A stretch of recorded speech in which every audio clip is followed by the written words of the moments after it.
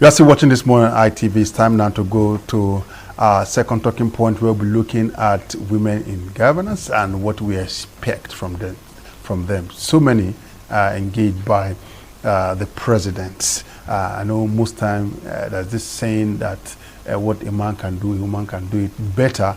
Let's see how it will be done better by them.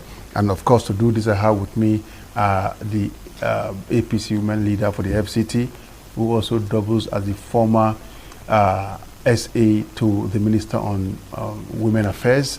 Of course, I have Hail Mary Aipo. Very good morning to you. Good morning. Welcome. Thank you. Welcome to the administration of Renewed Hope. Yeah. It's about hope renewed. Yes. So tell us about it. Yeah, Renewed Hope, as you know. You likely said, in Nigeria, things must change. We are changing the narratives.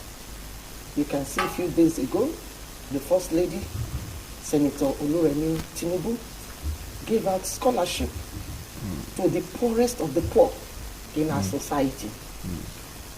1 million naira, people going to tertiary institution that cannot afford it. They are brainy, but they cannot afford this money. So she felt renewed hope.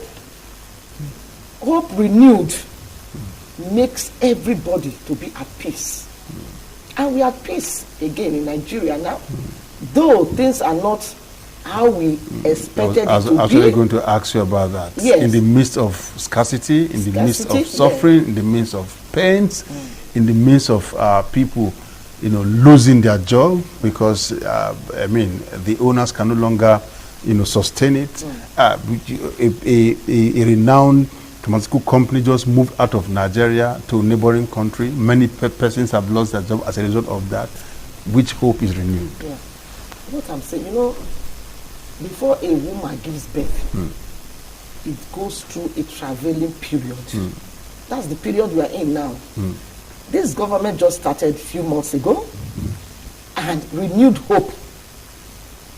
The Bible says, hope renewed in us. We should have faith that things will work better. And things are going to work better. Precept upon precept. It's a gradual process. Now, what I'm saying, we are not saying people are not feeling the pain. We are feeling the pains. But the government is putting things that will make our hope to be renewed very soon. And very soon, we will be grateful to Almighty God. That we passed through all these and we were able to get dividends of democracy. That's what I'm talking about. Before a woman gives birth, it goes through a traveling period. That's the period we are going through now. And when the baby finally comes, you see the woman smile.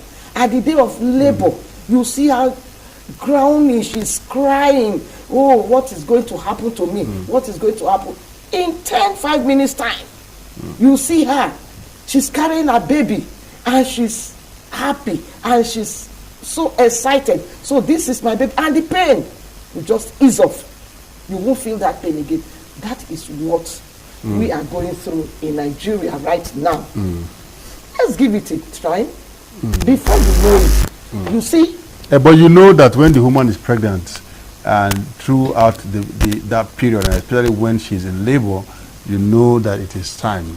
And you also know that she has been given a date for that particular labor, what they call the EDD, expected date of delivery, that on the 19th of September, it's your day. So she knows the pain will not last forever. You understand? But in this particular one, no one knows whether there is a pregnancy, at what month is the pregnancy, when we are going to the labor room, and when we are going to deliver. But let's still leave that now.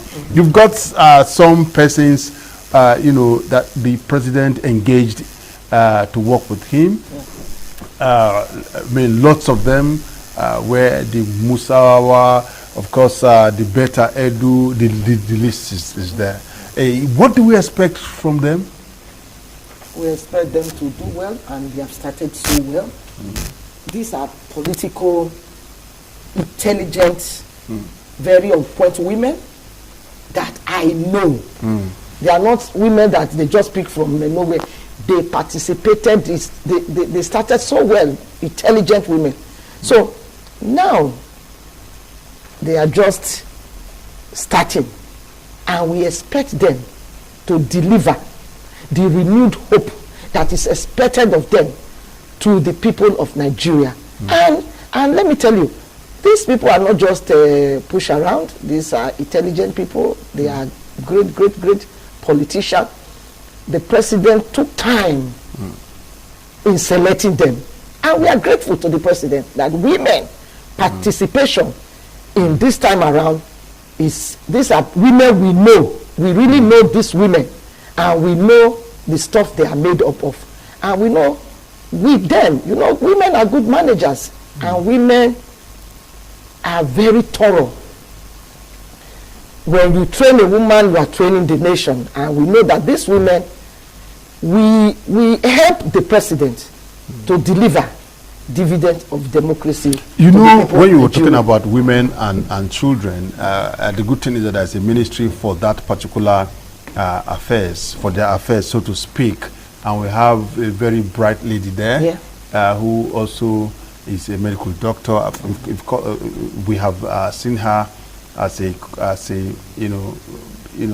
executive secretary of one of the agencies in Cross River, and then she became commissioner for health, and of course we are here now. The demand or needs of women, they are enormous.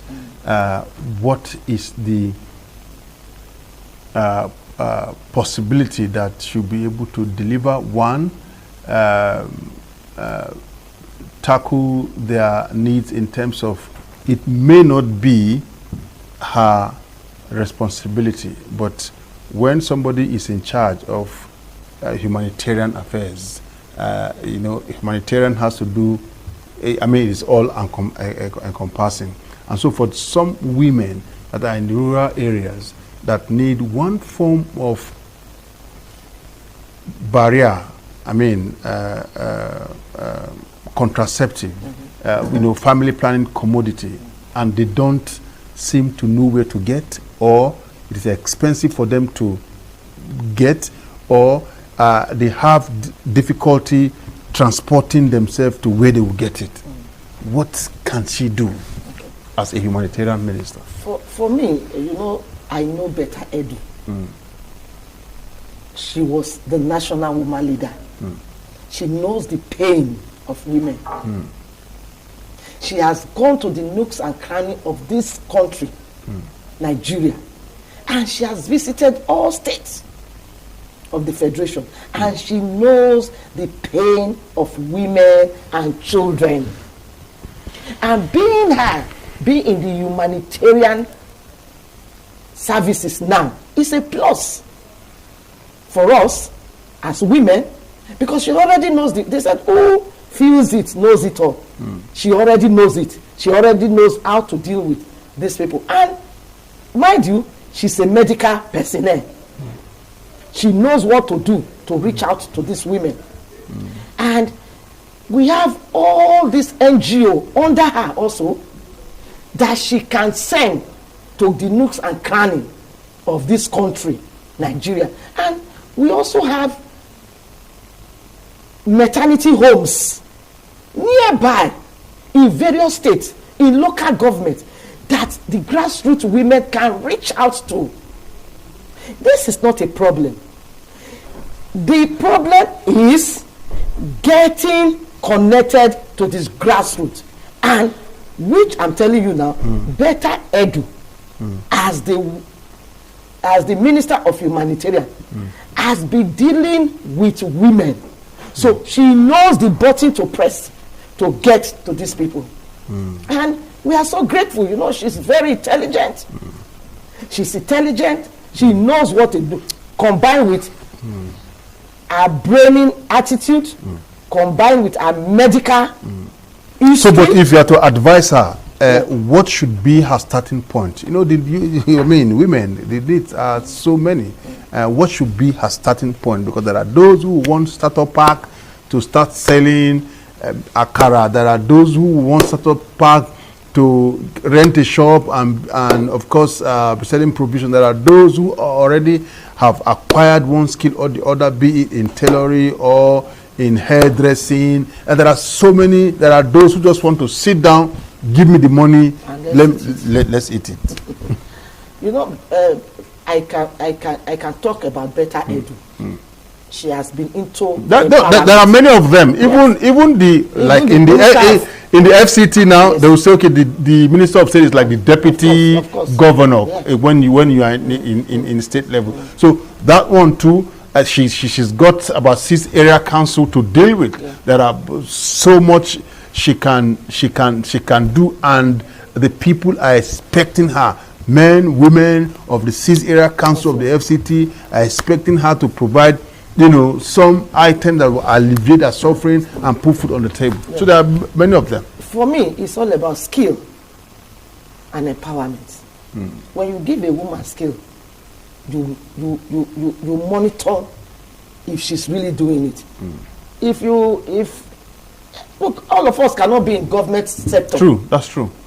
So what we need to do, what I expect, and I know our women are capable, and is one of their key points, is skill acquisition for our women. When you teach them how to fish, they will carry on from there. If it's petty trading, you go and say, okay, what's your talent? What do you know how to do best? Is it plaiting of hair? It doesn't take millions of naira. It's just the setup, maybe a place she can sit down and start doing that. Is it frying of akara? There's a woman in Lagos, Shagamu. She frying akara alone. She makes money from it. She has trained her children, and she's financially buoyant. So from akara, yes. Skill acquisition. When you give them skill, maybe tailoring, then you give them what they need. Sewing machine, what they need, starter packs to start off, and get a monitoring set of persons to monitor them. Like as an FCT woman leader, I remember when there are some young boys and they came into town and said, they came to me and said, we are suffering. I said, okay, what can you do? He said, we can cut it. I said, so you can cut it. Where do you stay? He said, we stay in Kuali. I said, okay, get a shop.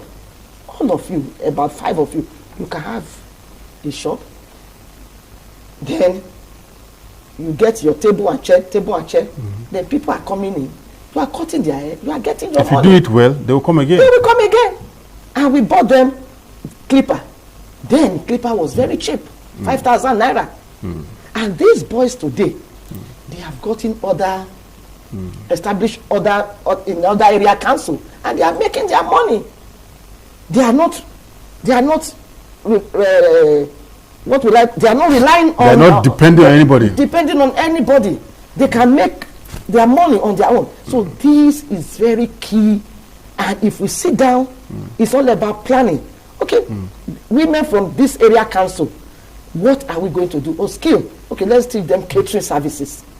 And when we finish, we say, okay, get this oven, get this, and start your small restaurant. Not necessarily baking of cake. It can be cooking of food. It's a talent. And a lot of people eat every day. It can be mama put in your own little you don't need to make much money. 10,000 naira, 20,000 naira, you can set up. And that's what you need. You can be doing akara and you are making your money. You can be grinding pepper. We give you the machine for grinding pepper. You teach them this skill, and at the end of the day, they are not liability to anybody. But do you see the Minister of State having that capacity to do that? Of course, yes. I've met with her, and I know she's competent. We have not heard anything from her. No. They have just started. No, she should speak. Her boss is speaking. Yes, speaking. Yes, our boss is speaking. And all the ministers are speaking. Yes, they are speaking. The Minister of State, let me tell you, the Minister of State. She's so quiet. You know when Ramatu was there? No. Mohammed Bello will speak, and Ramatu also do her own. Because but this one appears to be so dependent on the minister. No. Because I met with her and I sat down with her. She's very intelligent and she's competent and she's committed to the people of But we have not seen anything from her. Yes. She has not said anything. It appears she doesn't even know her responsibility. She's on the planning stage now. When you are in the planning stage, you sit down. She's new to FCT. You are speaking like a politician. But let's not look at the politics of it. It is about governance. That's why we say women in what can they deliver. All the ministers have been speaking. All of them. But anyway. Okay, what I'm telling you, my dear, I have met with her. She has a blueprint. The blueprint is just for your eyes. No. She's going to bring it out very soon. You know, she had to study what is going on in social development, where they do empowerment. Okay, how can I come in? And I have my own, she has her own idea. And she's asking questions. How is FCT? She just came in. She has to go around the Cicero Castle, which is doing, and she's going around the area council. It's the same thing with all the ministers. Before they were even sworn in, they were giving portfolios, and most of them took out time to study the ministry, and you see them firing from both cylinders. I must thank you for your time with us on the program. You're holding brief for the Minister of State for FCT. All right. I know she's doing no. She's too quiet. She's too quiet. Let us know what she wants to do for the area council. That's our area of course responsibility. Let's know what she has for them. There are so many issues going on in the 6th area council of the FCT. She appears to be too quiet. You can't be quiet for too long. She's not quiet. I will thank you so much for your time with us. Of course, she's the APC women leader here in the FCT, and she was the former essay to the Minister of FCT on Women Affairs. I must thank you so much, Hail Mary Ipo, for your time with us on the program. We'll take a quick break now. When we come back, shall be time for the Network Center in Benin to tell us what they have.